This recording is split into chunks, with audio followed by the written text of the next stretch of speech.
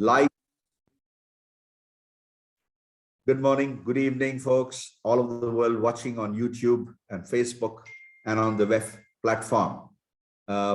It's my pleasure to announce that this session, which is how to adopt holistic mindset to reinvent our inner strengths, presented by a lady from Angola, Enolia Foti.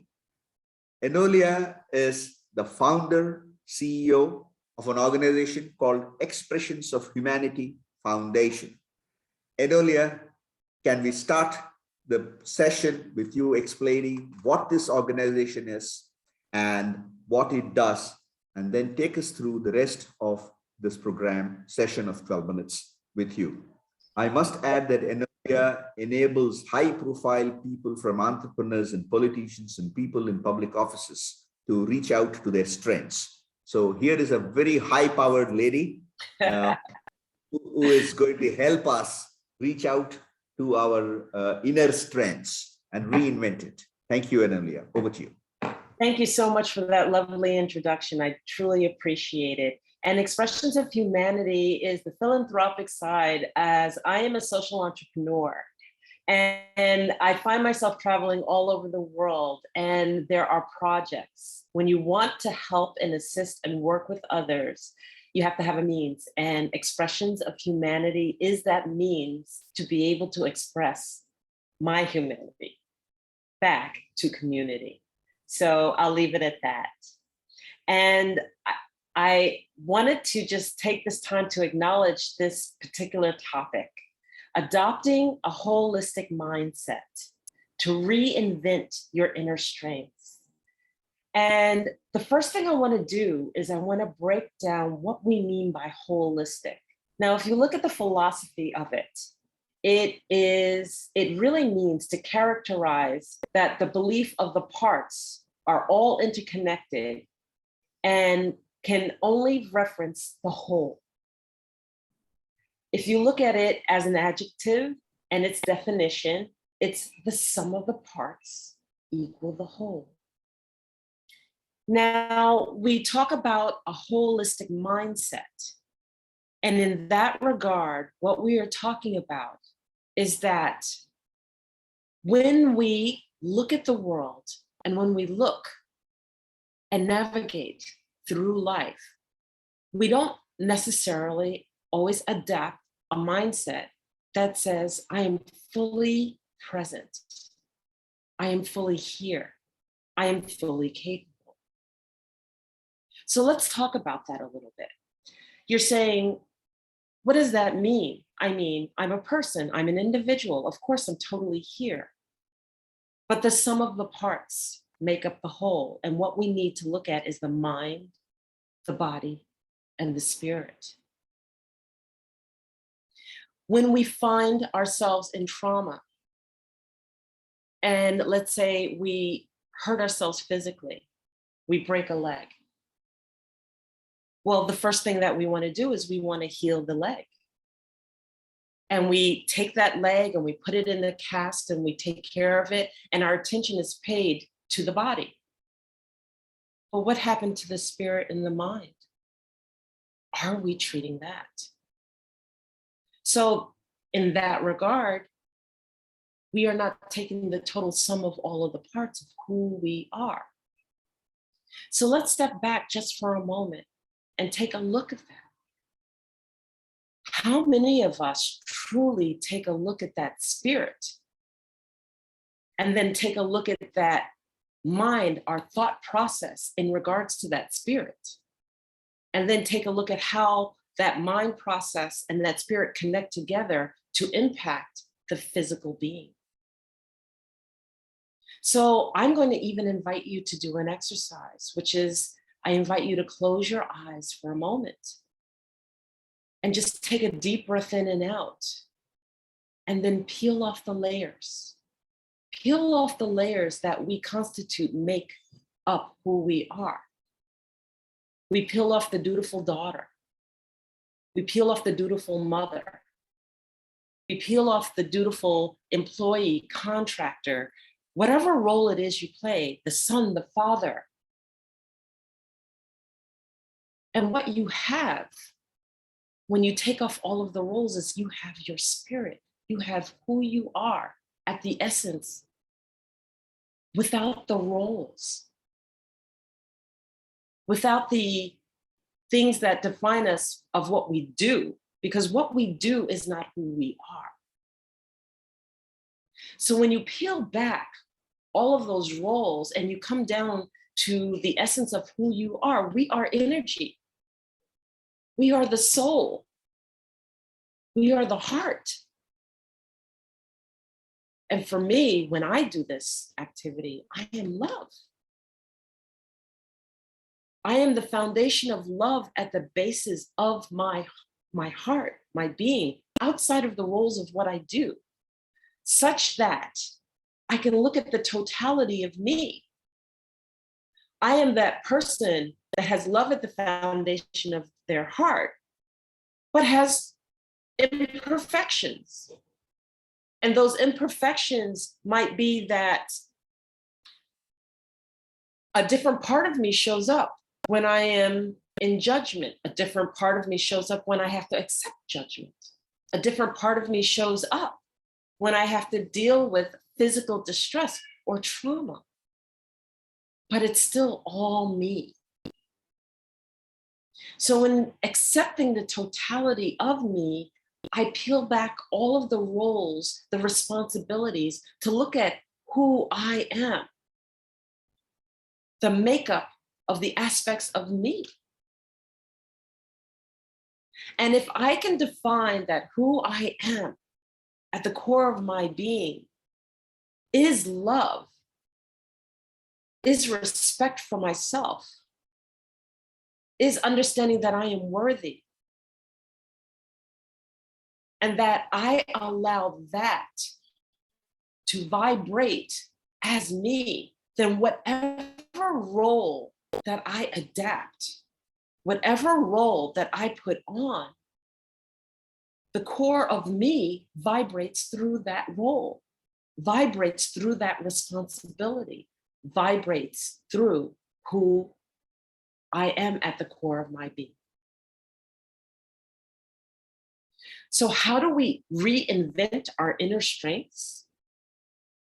Well, the first part of this is recognizing your inner strengths, understanding that at the core of my being, I am love. Love is a strength. I have respect for myself. So therefore, I am a mirror to what I see. I have respect for others. My voice is worthy of being heard for myself, for therefore, when I present myself, my voice is worthy of being heard. That which we see ourselves is what we reflect. That which we understand and are comfortable and lay as a foundation of ourselves is what we reflect. So let's put on all of those roles right back on. We are the dutiful daughter. We are the dutiful mother. We are the father, the son. We have all of the roles. We have all of the things we do.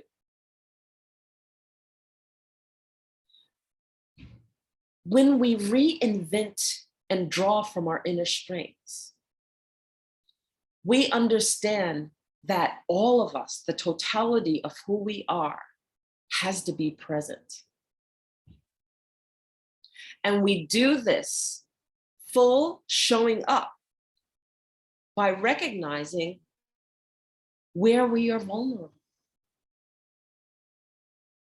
I make this akin to being a lighthouse, first and foremost. Being that beacon of light and deciding that I'm going to shine no matter what takes place. That my role and my being and my presence of being here is to show up, to do what I do best, to do it at the best of my ability, and understand that no matter what part of me isn't in perfection, no matter what part of me wants to come through, that it is okay as long as I am fully present, and that all aspects of me make up this whole, and that I am capable and I can see, as long as I acknowledge and know that in loving all parts of myself, I am bringing my best person forward. So adapting a holistic mindset means accepting the totality of who I am, what I am capable of, and bringing my best person forward. To draw and reinvent from my inner strengths means that I don't look through the veil of my failures. I don't look through the veil of my inadequacies. I don't look at the glass as half empty, but that I look at the glass as I am complete. And in being complete and in being the best version of myself, I am drawing from my strength. And all we can do as human beings is put our best person, the best version of ourselves forward. So if we step back and we release that which does not serve us, and we can acknowledge that which does not serve us, and we can understand that, oh yeah, when I get challenged too much, this is how I freeze. When I have to deal with having to step up to something, and I know that I have this fear, I just acknowledge that fear. I basically say, okay, I'm going to move through the story. And then I navigate in baby steps, and I move through the story of the fear that I have. And I draw from the best version, that inner strength, that inner core that says, I may be afraid, but I am capable. I may have challenges, and they may seem insurmountable, but I will take it one step at a time. See, every step that you take past your fears, every step that you take drawing from those inner strengths and moving past the story of what you're not capable of doing and what you can't do to what you can do, is the building block of understanding that everything that you are is capable, and that we do not have to adapt a story of insecurity or fear, but that we can lift the veil, see the totality of ourselves, and know that we, in the end, are always worthy. So I'll leave it at that. Thank you so much. And Mr. Ravi, I see that you're there.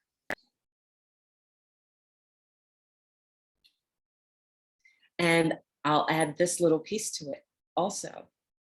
If you do not dream a beautiful dream, you will allow yourself to be dreamt. Don't allow yourself to be dreamt. See the vision, hold that vision for yourself. And if you do, life becomes a walk to the vision and the beauty that you see for yourself within yourself. Enelia Fati, it has been a revelation. This 10 minutes I have sat engrossed, muted, and without me showing expressions, just to absorb what you said. Truly wonderful. I'm sure all those who are viewing and who will view it again on YouTube, Facebook, will love every word of what you said, because this is about not the body alone, but including the mind and the spirit, and to peel off all the roles that we play to become the true core of what we are, and not to be afraid. We are humans, we'll have fears, we'll have deficiencies, but not to be afraid of it. Absolutely. Fantastic. WEF, Women Economic Forum, is truly enriched by people like you participating in these events and giving such nuggets of good practical wisdom. As we come to the close of this session, Women Economic Forum, the annual global digital event that this is 2021, hosted out of Bangalore, Women Economic Forum is honored and pleased to confer on you an award for exceptional leader of excellence in your field. Thank you.